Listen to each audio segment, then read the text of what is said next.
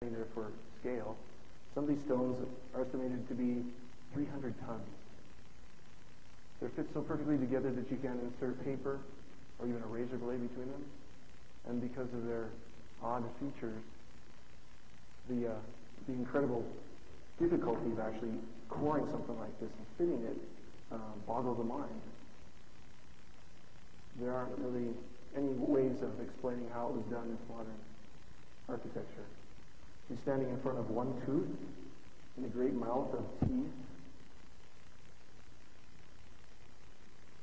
of a giant lion. So they literally represented what was above them in the heavens. The top picture is what the city would have looked like earlier, but lower, of course, modern ravages have diminished the shape of the puma, because the puma is the only great lion-like carnivore in South America. And speaking of animal shapes on the ground, this is the Ohio Serpent Mound. And I'm throwing it in here not because it actually represents so much what's above it in heaven, but because it actually is the key to it all.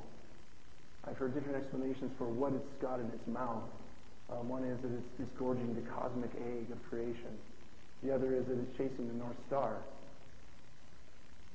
I don't think so. I also stumbled across this interesting picture of just an old Rand McNally map from 1895 of Montana. And it kind of hit home because I live right there.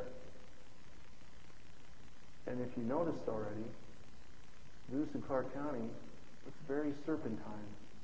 And there's been very much trouble to make Jefferson County look like this round thing in its mouth.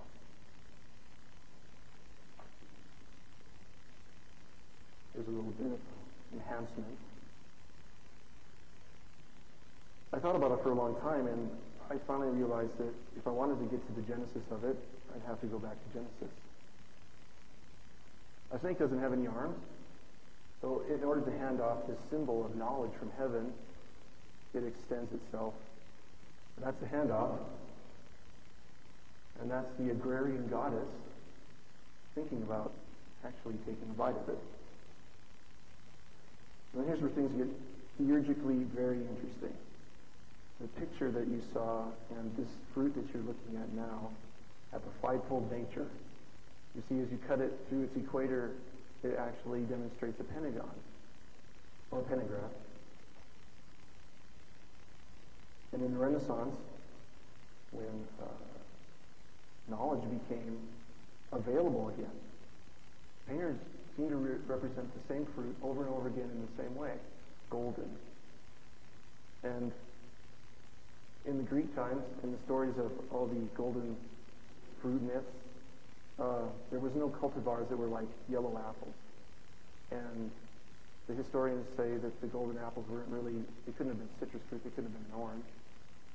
It always ends up looking the same, and the fruit is Cydonia. Botanically, Pyrrhosidonia, the quince. Leading right back again to what we saw on Mars, artificial structures. Here, Hercules went to Atlas to look for the golden apples on his 11th labor. And the number 11 actually is another symbol for pillars. And to have this golden fruit associated with Hercules and Atlas brings us to the idea that there really is something about this idea of circumscribing a pentagram with an equator. The fruit has a big key to how heaven and earth are connected. So I circumscribed the earth with a pentagram. Well, I circumscribed the pentagram with the equator of the earth, rather. And lo and behold, every place the vertices touch is where a megalithic site exists. The biggest mounds ever found, the biggest monoliths, every single place. And especially here, Baalbek in Cydonia, Lebanon. This is the pregnant stone, as they call it, but the locals call it, in Baalbek, Cydonia. It's approximately 72 feet long by 14 feet high. This one was never fully quarried. It's still stuck to the bedrock. but it's estimated to weigh 1,400 tons.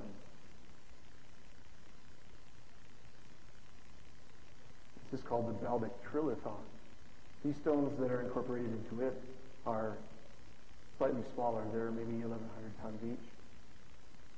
But they're lifted 20 feet off the ground.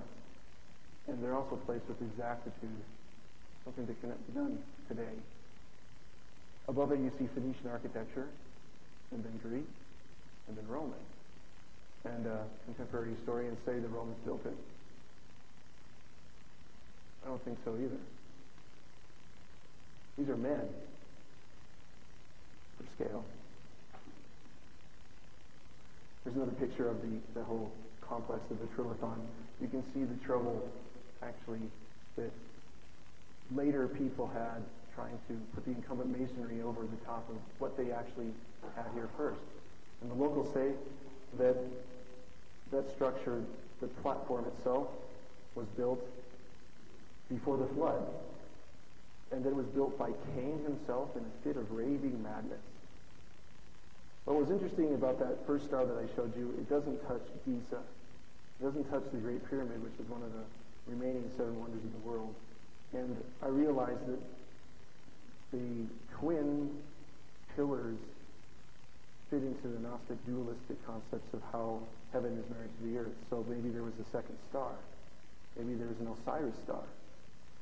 Graham Hancock and Bouval have actually theorized that the pyramids are laid out like the belt of Orion. So I put another star where Giza is, and we actually find all the rest of the places where the megaliths exist on this earth.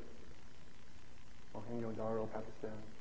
We have Fiji. There's great megalithic sites there. At these vertices here, you actually find megaliths. You find the Tahiti Pyramid. It's actually on the 149th meridian. And that strange image I was talking about, right here on the 113th, right where I live, right there, is the vertices of that point. And Washington, D.C. is at 77, right there.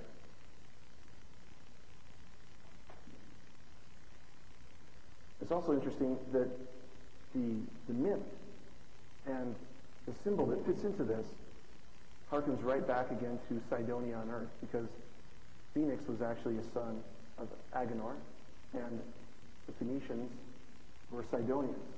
And if you draw a line directly from the 113th meridian, you'll go to Phoenix, Arizona.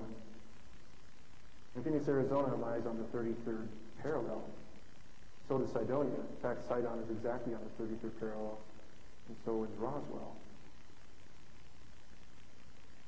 So this is what it would look like if you put 2 stars anchored on prime meridian and one on Cairo, and you can see where all the points are. And anyone can do that and actually predict where they'll find the most ancient ruins, the biggest ruins, and all the megalithic sites of the earth.